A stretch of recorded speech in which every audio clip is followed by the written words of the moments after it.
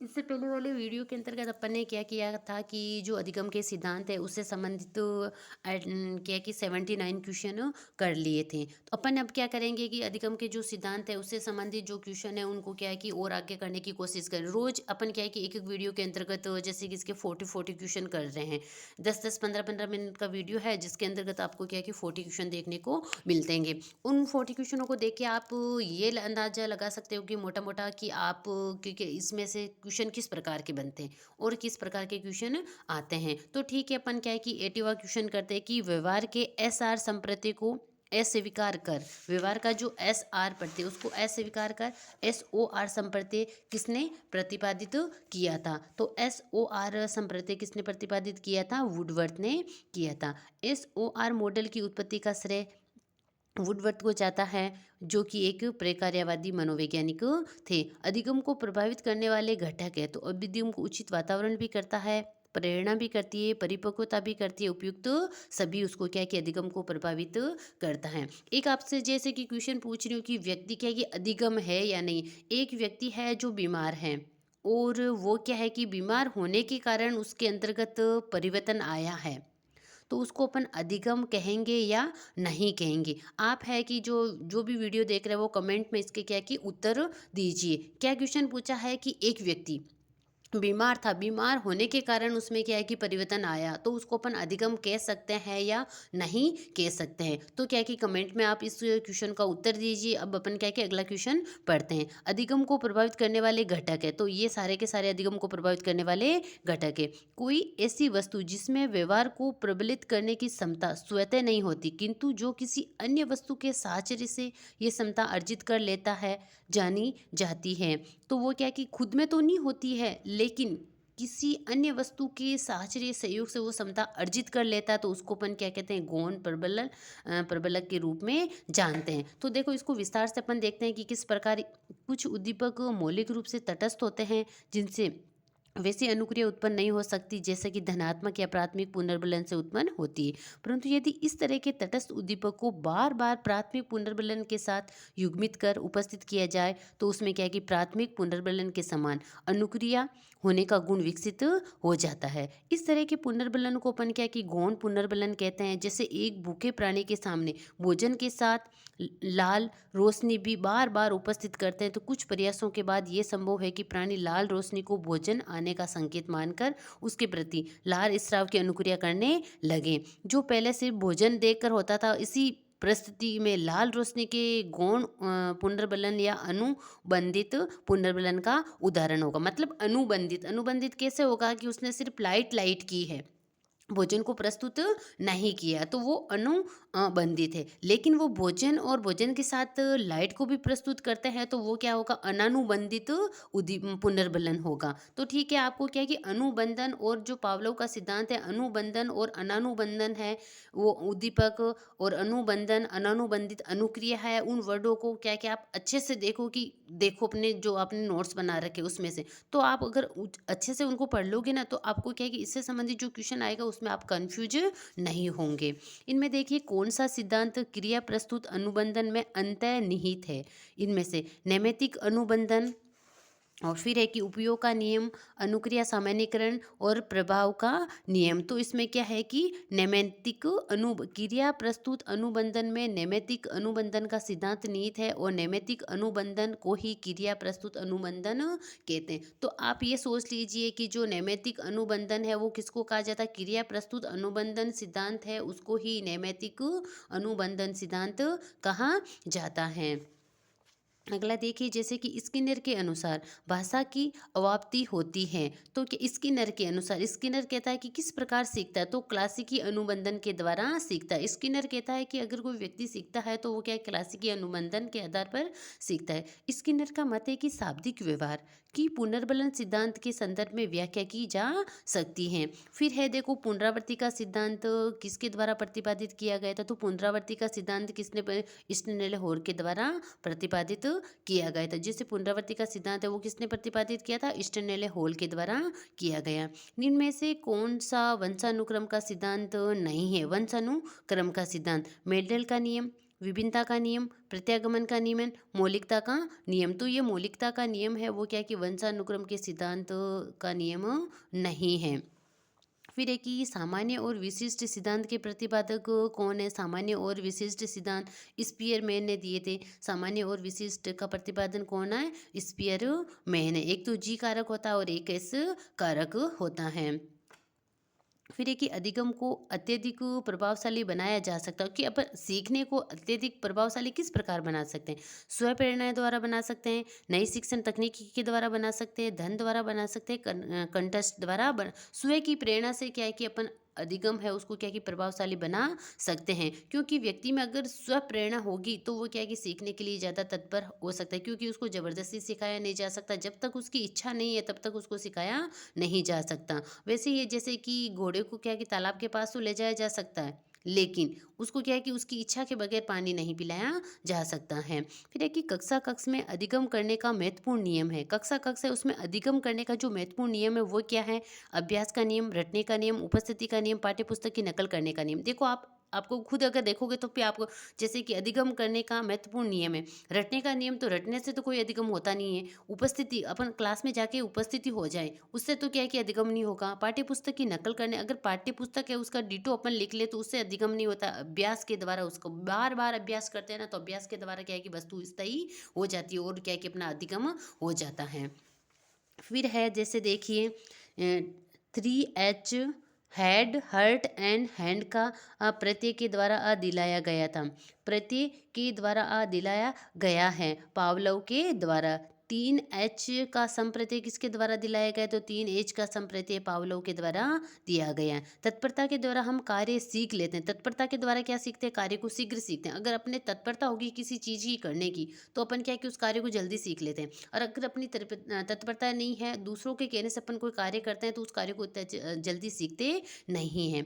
फिर है कि अध्यापक छात्र से एक पृष्ठ में कहानी लिखने के लिए कहकर किस शैक्षिक उद्देश्य के मापन हेतु प्रयासरत है?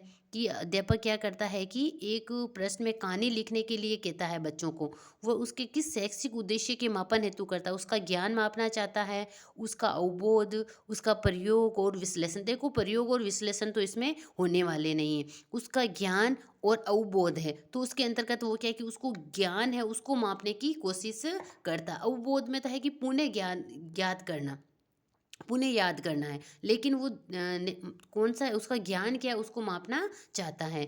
एक छात्र अधिगम निम्न में से किस पर निर्भर नहीं करता? एक छात्र का जो अधिगम है निम्न में से उम्र एवं परिपक्वता, पूर्व अनुभव एवं अधिगम, आर्थिक स्थिति और अभिप्रेरणा। तो इसमें क्या है कि निर्भर नहीं करता। तो आप देख सकते हो कि उम्र एवं परिपक्वता से तो व्यक्ति सीखता है, पूर्व अनुभव और अधिगम से भी सीखता है, अभिप्रेरणा से भी सीखता है। आर्थिक स्थिति, ये नहीं है कि जिस व्यक्ति की आर्थिक स्थिति अच्छी नहीं है वो नहीं सीखेगा, उसमें अधिगम नहीं होगा, अधिगम तो उसमें होगा। तो ये इसका क्या है कि निर्भर नहीं करता उस पर। थार्नडाई का सीखने का नियम है। तो थार्नडाई के सीखने के जो क्या है कि उसने क्या है कि जो महत्वपूर्ण कितने नियम दिए थे? 3 नियम दिए थे। उनमें से देखो मनोवर्ती का नियम तो उसका गौण नियम है, आत्मसात का नियम गौण नियम है, साहचर्य का नियम गौण नियम है। तो उसका क्या है कि जो प्रभाव का नियम है वो क्या है कि उसके सीखने का नियम है। फिर है कि पावलोव ने अपने प्रयास किस जानवर पर किए थे? पावलोव ने तो अपना प्रयोग किस पे किया था? कुत्ते पर किया था। और बिल्ली और थार्नडाइक ने बिल्ली पे किया था और स्किनर था उसने क्या है कि चूहे पे किया था। अधिगम को प्रभावित करने वाले घटक है। अधिगम को कौन प्रभावित करता है? उचित वातावरण है, अभिप्रेरणा है, परिपक्वता, उपयुक्त, सभी क्या कि उसको प्रभावित करते हैं। फिर है कि किसी के दूर से पुकारने पर शीघ्र उसके पास पहुंचते समय, जो अधिगम होता है उसे हम क्या कहते हैं? किसी की दूर से पुकारने पर शीघ्र उसके पास पहुंचने हैं तो उसको क्या है कि पहुंचने पर उसे क्या कहा जाता है? जैसे कि दूर से पुकारता है, देखो संकेत तो दिया नहीं उसने, उत्तेजना अनुक्रिया नहीं है, श्रृंखला भी नहीं बनी हुई कि पहले पुकारता है ऐसे ऐसे करता। मौखिक साहचर्य अधिगम है, मतलब मौखिक रूप से ही तो वो पुकार रहा है, उसको दूर से आवाज आती है वो मौखिक रूप से आएगी।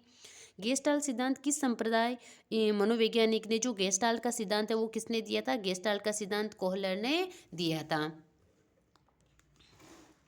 फिर है देखो कॉलर ने चिंपांजी पर प्रयोग किया, उसका नाम क्या था? सुल्तान नाम था। जो कॉलर था उसने जो चिंपैंजी है उस पे प्रयोग किया, उसका नाम क्या था? सुल्तान चिंपैंजी था। पर्यटन एवं भूल द्वारा अधिगम का सिद्धांत किसने दिया था? कि पर्यटन एवं भूल के द्वारा सिद्धांत दिया था थार्नडाइक ने दिया था। कि पर्यटन करता हुआ थार्नडाइक ने बिल्ली पे प्रयोग किया था कि पर्यटन भूल जाती है, वो बार बार प्रयोग करती रहती एंड में वो सही प्रक्रिया को सीख लेती है कि इस पे बटन पे पैर लगते ही क्या है कि ये है, यहाँ से दरवाजा खुल जाता है। फिर है कि फ्राइड ने सबसे अधिक बल दिया था। फ्राइड है उसने सबसे अधिक किस पे बल दिया था? फ्राइड ने सबसे अधिक काम प्रवृत्ति पर बल दिया था। फिर है कि कौन सा अधिगम का मुख्य नियम है? मुख्य नियम तो तत्परता का, अभ्यास का और प्रभाव का, ये तीनों ही क्या है कि थार्नडाइक के मुख्य अधिगम के नियम हैं। फिर है कि थार्नडाइक द्वारा प्रदत्त सीखने का नियम है। थार्नडाइक द्वारा प्रदत्त सीखने का नियम क्या है? कि अभ्यास का नियम है। वो क्या है कि सीखने का, कि व्यक्ति बार बार अभ्यास करेगा तो अभ्यास करने से व्यक्ति क्या है कि वो वस्तु उसके लिए स्थायी हो जाएगी, वो अच्छे से सीख पाएगा। अधिगम की निम्नलिखित परिभाषा किसने? सीखना विकास की प्रक्रिया है। ये किसने कहा था? सीखना है विकास की प्रक्रिया है, ये वुडवर्थ ने कहा था। साधारण तथ्यों के ज्ञान के परिप्रेक्षण के लिए शिक्षक को निम्न प्रकार के परीक्षण का निर्माण करना चाहिए। साधारण परिप्रेक्ष्य के ज्ञान के परीक्षण के लिए शिक्षक को निम्न प्रकार के परीक्षण का क्या है कि निर्माण करना चाहिए। तो वो कौन सा है? मिलान करो परीक्षण। फिर है कि जैसे निम्न में से प्लायनशीलता के कारण है ज्ञानात्मक से, प्लायनशीलता के कारण है जैसे कि ज्ञानात्मक है, क्रियात्मक है, भावात्मक है, तो सारे के सारे ही हैं। फिर एक विद्यार्थी कारण परिणाम का संबंध समझ चुका है कि कारण है, ये कारण है, इस कारण के कारण ये परिणाम हो रहा है, उसको क्या है कि समझ सका है।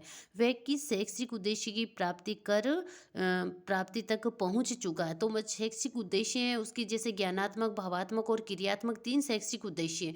उन शैक्षिक उद्देश्यों में वो कहाँ तक पहुंच सका? जैसे कि कारण है, परिणाम है, उसका संबंध वो क्या है कि समझ सका है। तो वो क्या है कि अवबोध है उसका, कौन सा है? तो जैसे कि ये अवबोध है। फिर है कि बालक विद्यालय में जीवन शैली सीखता है, तो संवेग से सीखता है, व्यवहार से भी सीखता है और वातावरण से भी सीखता है, तो उपयुक्त सभी से सीखता है। अधिगम क्या नहीं है? देखो, अनुभव द्वारा व्यवहार में परिवर्तन, अनुभव है उसके द्वारा। फिर विकास, अनुभवों का संगठन, सहज व्यवहार। तो क्या है कि इसमें बताइए कि अधिगम क्या नहीं है? अधिगम विकास नहीं है। तो क्या है कि अनुभव द्वारा सीखना तो अधिगम है, और अनुभवों का संगठन भी है, सहज व्यवहार करना वो भी अधिगम है, लेकिन विकास है, विकास क्या है कि अधिगम नहीं है। इनमें से कौन सा अधिगम के कारक है? कौन सा? अभिप्रेरणा है, ध्यान है, रुचि, उपयुक्त सभी उसके कारक है। स्किनर ने कितने प्रकार के उप पुनर्बलन का प्रयोग किया था? जो स्किनर था उसने कितने प्रकार के जो है कि 4 प्रकार के उप पुनर्बलन का प्रयोग किया था। विचार जितना स्पष्ट होता है उतना ही अधिक सरलता से उसका पुनः स्मरण होता है। तो ये नियम सार्थक, ये नियम किसका समर्थन करता है? तो ये करता है स्पष्टता का नियम।